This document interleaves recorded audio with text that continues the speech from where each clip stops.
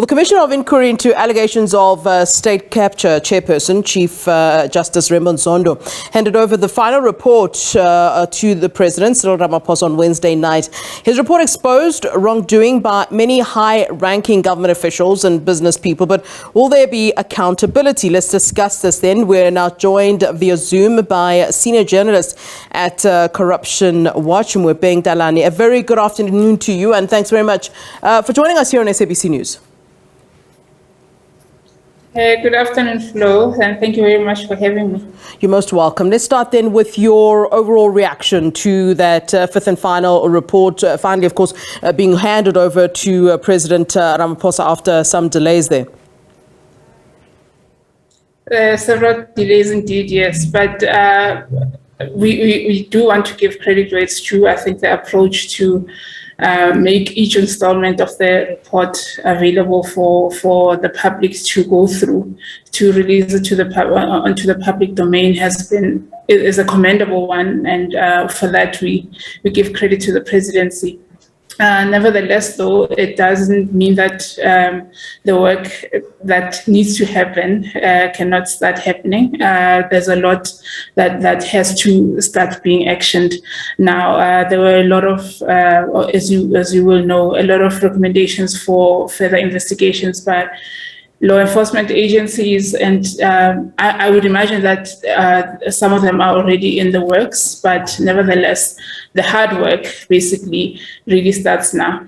Yeah, and that's something that, has actually been put on the spotlight and somewhat criticized, the fact that, we've had this commission for, 4 years, and 2 billion rand later, and we're having these recommendations to have more increase and to have more commissions, as it seems, because it does seem as though the Chief Justice is saying that it would be good to have a long-standing commission. I mean, what do you make of that? Because as people would want to see, as you point out, people would like to see action at this time, but it seems that the report is saying yes, let's have more of these inquiries and commissions.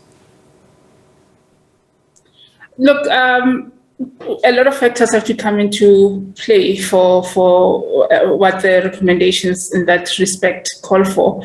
A whole commission that looks at anti-corruption work, for instance, a standalone one that's independent, headed by a retired judge, and all of that has to be funded. It has to be capacitated by people who are fit for that purpose and everything. So a lot of consideration has to be made for whether or not we can, the state can afford that, and where such funding would have to be compromised in order to enable such a unique approach as an anti-corruption commission. The NPA, the Hawks, have been crying to Parliament about not having enough funding to capacitate their officers in specialized fields like forensics and things like that. So you have to, the balancing act has to be created there to make sure that while an ideal situation would be, as perhaps the Commission recommends, that we have an anti-corruption body like that, will it not take away from what the kind of funding and capacitating of law enforcement agencies that needs to be done now for the actions that are needed now to be achieved? Yeah, and speaking of those actions that are needed now, I mean, what is your suggestion to, what happens in the interim?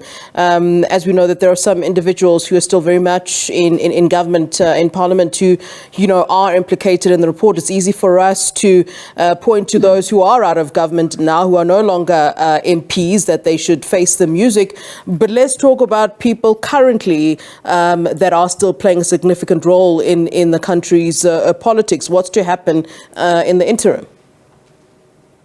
And not only playing a big role in politics, but making who are likely to make very big decisions that have to do with what that implementation plan of government will look like in the end. So I would have to say that there would have to be some consideration for action to be taken against those MPs who are, or members of the national executive who are implicated. Work like that does not have to wait until such the president's implementation plan is in place. It's time for, and I think the first order of business is for the ruling party, because a lot of the MPs who are implicated come from the ruling party. For the ruling party to consider what measures it takes against those who are implicated, so that when such a plan is indeed implemented, the plan that's envisaged from the president is not presented to people who are themselves implicated. All right, Moepeng, thanks very much for giving us your time here on SABC News. Much appreciated. Moepeng Talane is a senior journalist with Corruption Watch. We'll take a very short break, and headlines coming up at the top of the hour.